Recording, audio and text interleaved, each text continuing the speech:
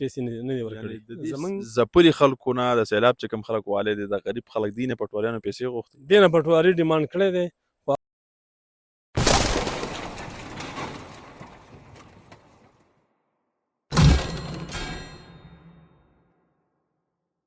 بسم الله الرحمن الرحیم. السلام علیکم ورحمت الله وبرکاته. قدرمنو کتونکو تاسو ګورئ همدم ټي وي. زه یم ستاسو کوربه شفیع الله.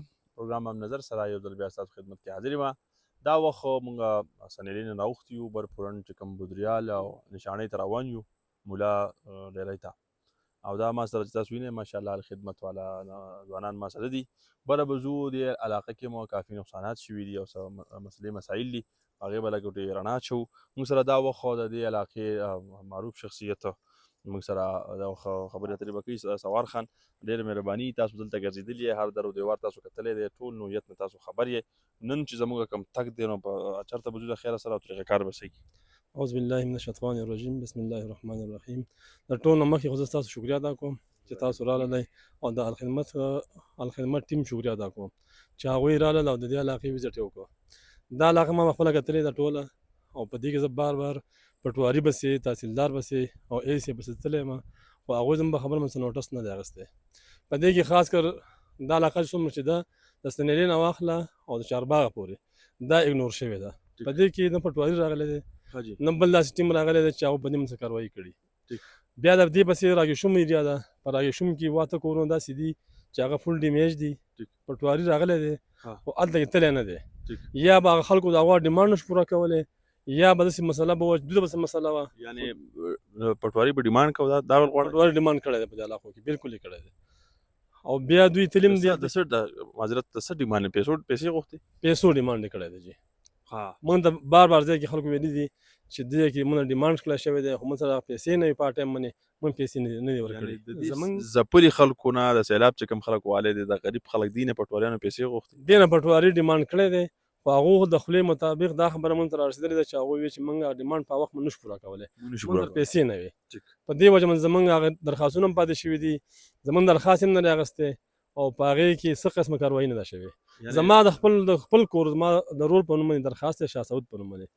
په هغې کې زه یو ځل ما درخواست کړی په 16 تاریخ باندې د بهار په نوم، په 18 تاریخ ما درخواست کړی دی د شاه سعود په نوم باندې. بیا زه په 19 تاریخ 20 تاریخ باندې تللی یم پټواري سره ناست یم، ما ماته ستا کار شوی دی، ستا درخواست مونږ ته رارسېدلی دی، دا زه مخته پروسس کوم. بیا چې زه خبر شوم نور چیکونه راغلل، زه چې خبر شوم نو په هغې کې زموږ چیک سلنس نوم نه و. بیا زه لاړم د تحصیل ته، په تحصیل کې ما سره د رئیس سره ملاقات وشو او ما ته ستاسو په دې لیست کې نوم نشته دی. بیا مې پټواري سره کېناستم، ما سره مې خبره وکړه، هغې زه تاسو نوې دغه کوم چې زه نوې درخواست تاسو له جوړوم، پروپرمنډه کوم او د مخته پروسس کوم. اوس پورې هغه هم نه ده شوې.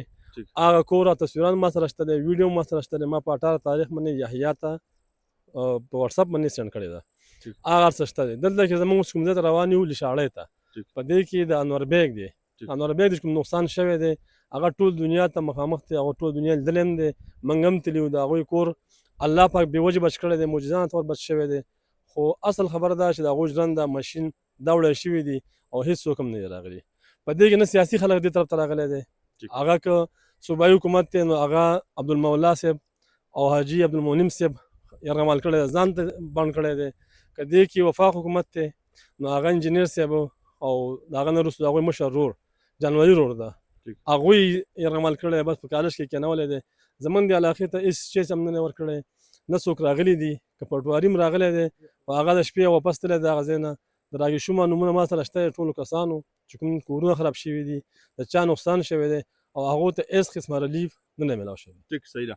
قدرمنو کتونکو تاسو د ده د خبرو خلاصه او نتیجه دا ده چې دا کومه پټه ده د راګېشوم او ورپورن بودریال او دا نشانۍ دا علاقې چې یادېږي سنیلي نه شاته دا علاقې چې کومې دي دا هم د سیلاب نه متاثره شوي دي. خو افسوسناک خبره دا ده څنګه چې ده ووایي چې دې طرف ته خو نه سرکاري څوک راغلی دی او نه سیاسي راغلی دی. دا خو ډېره عجیبه خبره ده چې یاره دا چېرته د دې وطن نه بهر دی بل ملک کې دی یا نه شو ویلی، والله عالم. خو ځو مخې ته او انشاءالله تعالی موږ وزټ کوو، دا پوره علاقه ګورو، ډرون کیمره راسره ده، په هغې باندې هم شاټونه واخلو، کوم خلک چې متاثره دي هغې سره به خبرې اترې مو کړو، د هغې حالات به تاسو په خپله وګورئ، بیا فیصله په تاسو ده.